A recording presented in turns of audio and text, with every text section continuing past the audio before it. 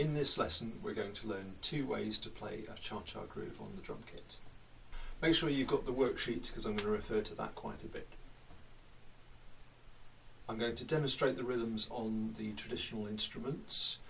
You don't need to be able to play these, but understanding a little bit about how they work and what sounds we're trying to imitate with the kit will make your playing that much more authentic. First groove combines the cha-cha bell and the conga. The cha-cha bell is a small, high-pitched cowbell that's primarily used to keep time.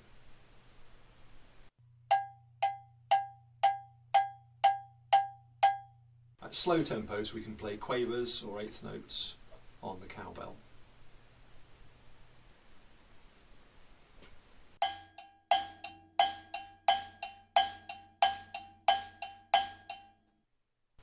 Notice that I'm playing the accented notes with the side of the stick on the edge of the cowbell and the other notes with the tip of the stick on the top of the cowbell.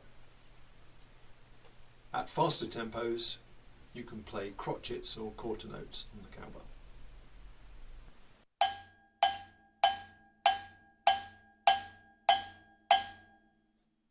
I like to have my cowbell to the outside of the floor tom. And that way it frees me up so I can move my other hand around the kit without getting tied up in knots. You can also mount your cowbell over the bass drum between the 2 toms if you have 2 toms up there, or you might even have it to the other side of the kit on the outside of the hi-hat, and this might be particularly good if you play left-hand lead. You might not have a cowbell, in which case you can use the ride cymbal.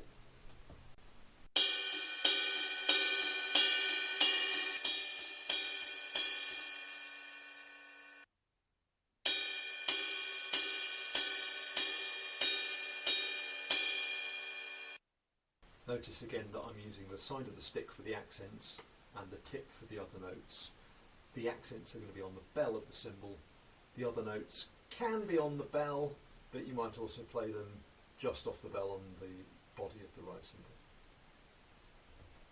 The next element is the conga part. Here is a basic tumbao rhythm played on a single conga.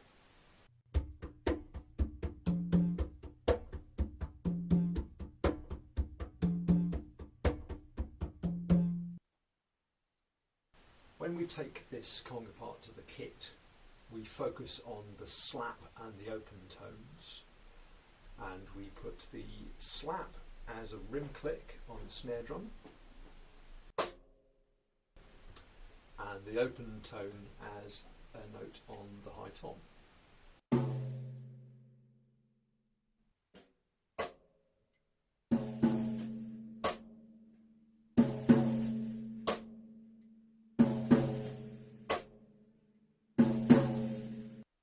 For a good rim click sound, make sure you're holding your stick what looks like the wrong way round, so the tip of the stick near your hand and the butt end at the other end.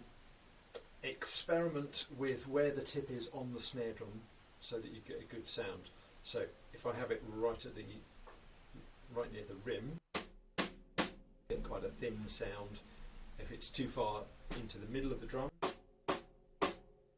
again it's a bit flat, somewhere around, what's that, an inch and a half from the rim. Gives me quite a high-pitched woody sound that I quite like. When you're moving from the tom back to the snare drum, so to start the bar again, place the tip of the stick and the heel of your hand on the snare drum in time on the first beat of the bar, and that way you'll be ready for the rim click on beat 2, so you can get a good sound. So you're not going to get this kind of sound. And also, if you put it in time, then the sound of the bass drum in particular is going to cover up that impact sound from placing the stick on the drum. Make sure you play the second of the tom notes slightly stronger than the first. This is partly so it doesn't sound like an accident. It's very easy for the second one to sound not deliberate enough. The pattern will sound more even playing the second note stronger.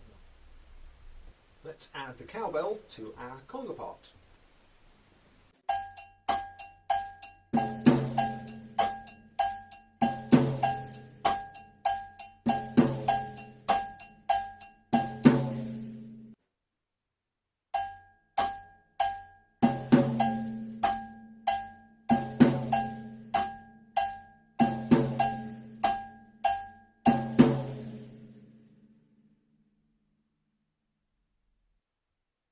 There are many options for the feet in a cha-cha, and I'm going to show you two of these.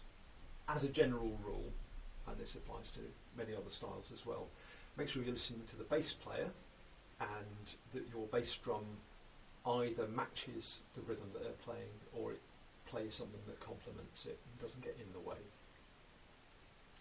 So firstly, a walking pattern.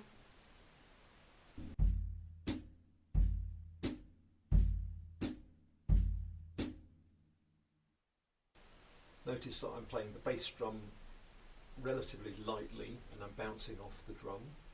The hi-hat, I've got my heel up and I'm using a bit more energy to get a really short, crisp sound. Let's add the other parts.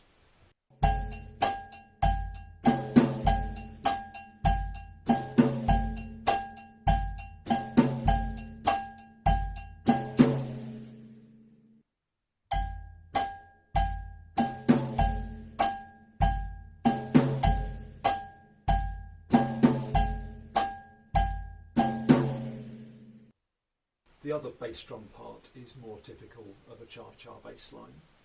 And notice the unison between the bass drum and the hi-hat on beat 4.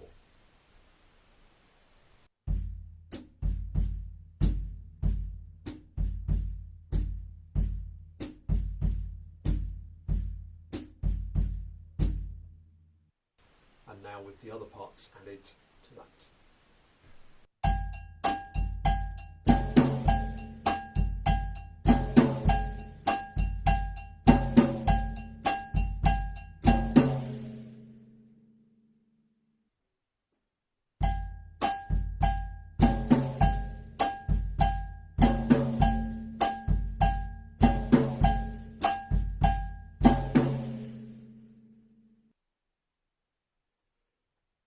The second kind of cha-cha groove is particularly useful if you're working with a conga player and you don't want to double up their melody on your snare and toms because they're already doing that job.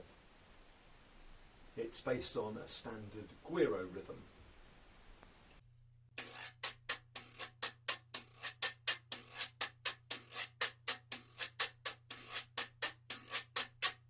You can play this on the hi-hat using an open note for the long scrape and closed hi-hat for the short notes. Notice again that I'm using side of the stick on the edge of the hi-hat and tip of the stick on the top.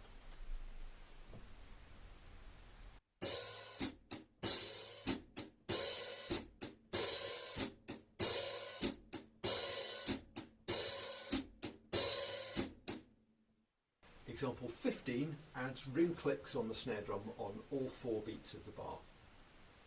This takes the role of the cha-cha bell even though it's not a bell sound.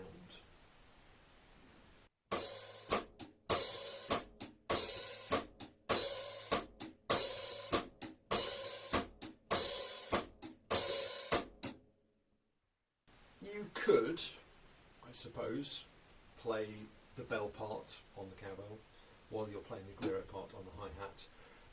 This wouldn't come as naturally to most players, but it's definitely something that you might want to experiment with. And finally, example 16 is a 2-bar pattern with a very common bass drum rhythm.